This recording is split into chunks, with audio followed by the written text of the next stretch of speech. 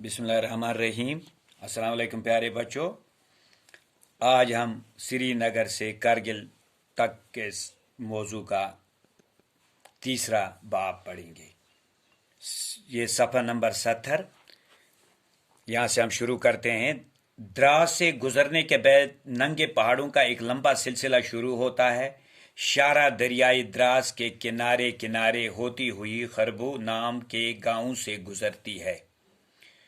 दूर चोटियों पर जब ग़ुरूब होते सूरज की किरणें पड़ती हैं तो ऐसा लगता है जैसे सारे पहाड़ों पर सोने की चादर चढ़ाई गई है। ऐसे ही हैरत अंगेज कुदरती नज़ारे देखते हुए हम शाम के वक़्त करगिल पहुँचते हैं। लेह के बाद करगिल लद्दाख का सबसे ज़्यादा आबाद और बारूनक कस्बा है। ये कस्बा नंगे पहाड़ों और तंग पथरीली वादियों के दरमियान बहने वाले दरियाई सूरू के किनारे पर आबाद है, इसीलिए इसे सूरू वैली भी कहा जाता है। करगिल की ऊंचाई सतह समंदर से तकरीबन 2750 मीटर है। यहाँ की नाकाबिल काश्त ज़मीन को काबिल काश्त बनाया गया है। करगिल की आबादी कई हज़ार के करीब है। श्रीनगर ले शारा करगिल कस्बे के बीचों बीच गुजरती है।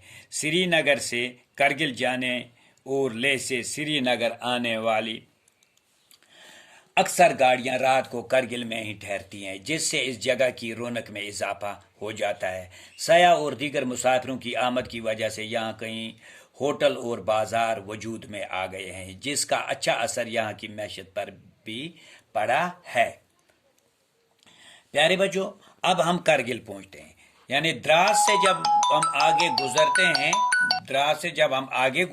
हैं, द्रास से गुजरने के बाद नंगे पहाड़ों का एक लंबा सिलसिला शुरू होता है। मैंने आपको इस सबक में पहले भी बताया है, जब हम बालतल से ही आगे जाते हैं जुजीला दरा क्रॉस करके, तो वहाँ नंगे पहाड़ों का ऊंचे ऊंचे नंगे पहाड़ों का एक लंबा सिलसिला शुरू होता है।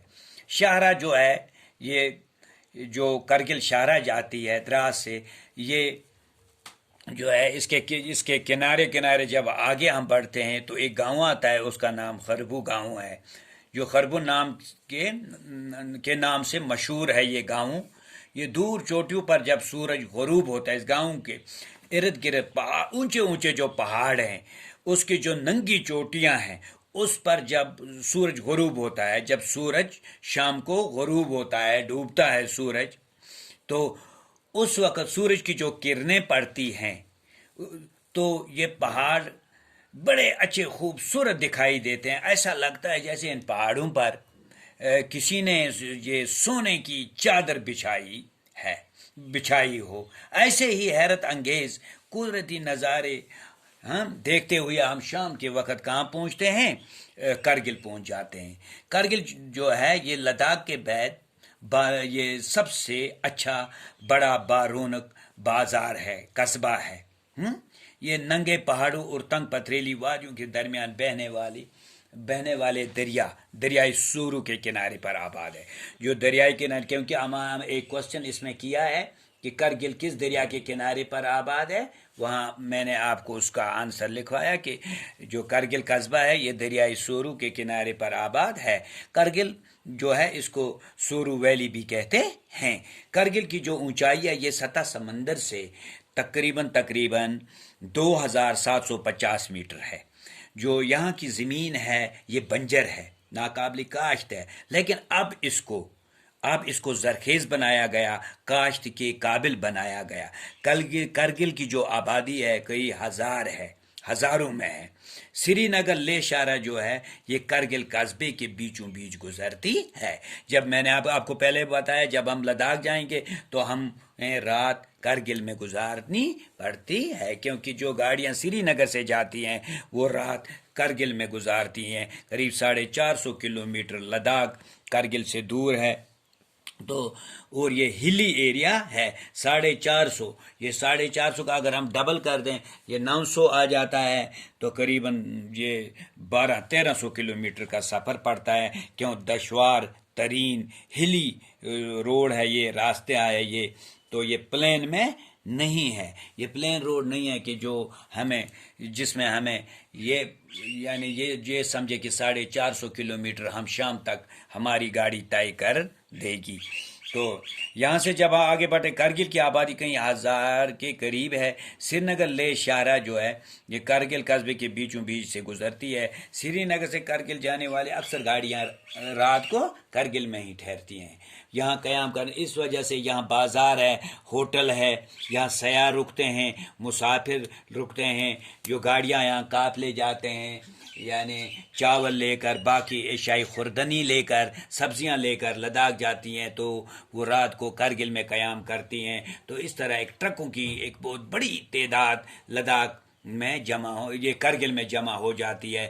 یہاں سے اس کی وجہ سے ان کی آمد سے وہاں کے ہوٹل جو ہیں، بازار ہیں، وہ بارونق بن گئے ہیں، اور وہاں کی معیشت جو ہے وہ بڑھ گئی ہے۔